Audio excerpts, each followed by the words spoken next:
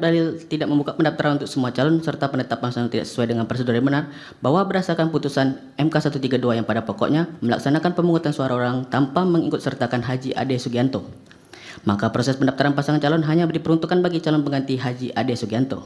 Sementara terhadap pasangan calon lainnya tidak diperlukan untuk melakukan pendaftaran kembali, karena syarat calon dan persyaratan calon untuk pasangan selain pasangan pengganti Haji Ade Sugianto telah diverifikasi syarat calon dan persyarat pencalonan pada waktu pelaksanaan pemilihan serentak November 2024. Serta menurut termohon, karena kedua pasangan calon yaitu pemohon dan serta pasangan calon Haji Cecep Nurul Yakin dan Haji Sopari tidak diperintahkan melalui putusan 132 untuk kembali mendaftar, maka menurut termohon kedua pasangan calon tersebut hanya mengikuti proses berikutnya, yaitu penetapan pasangan calon bersama dengan pasangan calon Haji Aidi Antani Ade Sugianto SHMKN dan Haji Iip Miftahul Paut. Tanggapan terhadap penetapan calon bupati nomor urut 3 bertentangan dengan putusan MK, bahwa sesuai dengan jadwal dan tahapan yang telah ditetapkan oleh termohon, bahwa pada putusan MK 176 tersebut termohon telah menyatakan Haji Aidi Antani Ade Sugianto SHMKN memenuhi syarat calon dan persyaratan pencalonan dan sedang menerima masukan dan tanggapan dari masyarakat. Dan pada tanggal 23 Maret 2025 Haji Aidi Antani Ade Sugianto SHMKN ditetapkan sebagai calon bupati untuk pemilihan bupati dan wakil bupati Tasikmalaya pasca putusan MK 132, bahwa setelah ditetapkan sebagai calon, termohon tidak pernah menerima informasi ataupun surat pemberitahuan dari Bawaslu Tasikmalaya mengenai adanya keberatan sengketa proses pemilihan atas pencalonan Haji Aidi Antani Ade Sugianto SHMKN baik yang dilakukan oleh pasangan calon nomor urut 1 ataupun pihak-pihak lainnya. Bahwa mengenai penetapan calon pengganti sebagaimana dari pohon telah dijalankan termohon sebelum terbitnya putusan MK 176. Bahwa pada permohonan tanggapan terhadap calon paslon 02 tidak sedang menjalankan cuti pada saat pelaksanaan PSU, bahwa terkait dengan dalil ini, termohon dengan tegas menyatakan terhadap cuti pasangan calon 02 atas nama Haji Cecep Nurul Yakin, sebagaimana dari Surat Gubernur Jawa Barat nomor 2430 dan seterusnya, tertanggal 26 Maret 2025, calon bupati tersebut menjalani cuti di luar tanggungan negara mulai dari tanggal 9 Maret 2025 sampai dengan 19 Maret 2025, bahwa berdasarkan fakta dokumen tersebut maka tidak beralasan menurut hukum terhadap dalil yang dikemukakan oleh pemohon. Pada pokok permohonan, tanggapan terhadap pelaksanaan tahapan dan jadwal kampanye bertentangan dengan PKPU, bahwa termohon menetapkan tahapan dan jadwal selain berdasarkan waktu pelaksanaan PSU sebagaimana putusan MK 132 yang paling lama 60 hari, juga berpedoman kepada surat dinas KPU RI nomor 631 dan seterusnya yang mengatur mengenai durasi pelaksanaan kampanye untuk daerah-daerah yang melaksanakan PSU dengan waktu 60 hari. Maka untuk kegiatan kampanye ini dilaksanakan paling lama 7 hari. Hal ini dilakukan oleh termohon sebagai lembaga implementator atau pelaksana dari seluruh regulasi yang ditentukan oleh KPU RI dan merujuk amar putusan MK 132. Bahwa menurut pemohon ada perbuatan melawan hukum yang dilakukan oleh termohon dengan melanggar putusan MK 132 dan PKPU serta mempedomani nota dinas dalam pelaksanaan PSU pasca putusan MK pada pemilihan Bupati Tasikmalaya tahun 2004 dan sampai ke pemohon tidak berdasar. Karena seluruh tahapan PSU pasca putusan MK pada pemilihan Bupati dan Wakil Bupati Tasikmalaya tahun 2024 sudah dilaksanakan sesuai dengan putusan MK 132 dan aturan berlaku yang lainnya. Bahwa terhadap perbaikan atau renpoy pada petitum pemohon pada angka 4, termohon menolak perbaikan tersebut karena perbaikan yang dilakukan oleh pemohon tersebut bukanlah soal kesalahan penulisan akan tetapi sudah merubah substansi dari isi petitum dari permohonan. Bahwa termohon selama penyelenggaraan PSU pemilihan Bupati dan Wakil Bupati Tasikmalaya tahun 2024 tidak ada menerima rekomendasi ataupun putusan dari Bawaslu Provinsi ataupun Bawaslu Kabupaten Tasikmalaya sepanjang mengenai pelanggaran TSM dan money politik.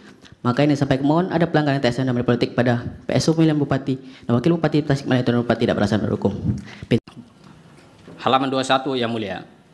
Bahwa pihak terkait menolak dalil pemohon pada posita angka 2 halaman 11 yang pada pokoknya menyebutkan seolah-olah perolehan suara pemohon suara calon nomor urut 2 difasilitasi oleh termohon dengan cara perbuatan melawan hukum merupakan tuduhan yang tidak berdasar serta tidak didukung dengan fakta dan data. Tuduhan tersebut hanya melukai hati seluruh pemilih yang telah memberikan hak suara secara sah kepada pihak terkait dengan harapan untuk membawa perubahan di Kabupaten Tasikmalaya. Yang mulia Majelis Hakim, menurut pihak terkait, pelaksanaan pemilihan Bupati dan Wakil Bupati tahun 2025 tindak lanjut putusan Mahkamah Konstitusi sesuai dengan ketentuan peraturan perundang-undangan yang berlaku dan berjalan dengan sangat baik, tidak seperti yang dituduhkan oleh pemohon dalam permohonan akuo, bahwa kemudian adanya tuduhan terhadap pihak terkait tidak memenuhi persyaratan dan tidak layak untuk mengikuti konsultasi pemilihan. Pemungutan suara ulang merupakan suatu tuduhan yang menggambarkan pemohon telah kehilangan arah dan pijakan dalam memahami pelaksanaan pemilihan Bupati dan Wakil Bupati tahun 2025 tindak lanjut putusan Mahkamah Konstitusi, sehingga menyampaikan argumentasi dengan tuduhan yang hanya berbasis pada asumsi, bukan pada fakta dan data. Sebaliknya, fakta dan data membuktikan pihak terkait telah memenuhi segala persyaratan yang ditentukan oleh ketentuan perundang-undangan sebagai calon bupati dan wakil bupati Kabupaten Tasikmalaya tahun 2024. Video bukti PT 11 dan PT 12. Sehingga menjadi dasar bagi termohon untuk menetapkan terkait bersama dengan pemohon dan pasangan calon nomor urut 3 sebagai calon bupati dan wakil bupati dalam pemilihan bupati dan wakil bupati Tasikmalaya tahun 2025. Tindak lanjut putusan Mahkamah Konstitusi, video PT 1 dan PT 2. Angka 3, bahwa pihak terkait tidak setuju dan menolak dalil pemohon pada posita angka 3 dan 4 halaman 11. Sebab dalil yang dikemukakan tidak berdasar, melainkan merupakan suatu argumentasi dengan narasi-narasi yang menyesatkan dengan tujuan merusak hasil perolehan suara yang telah ditetapkan oleh termohon dalam pelaksanaan pemilihan bupati dan wakil bupati tahun 2025. Tindak lanjut putusan Mahkamah Konstitusi.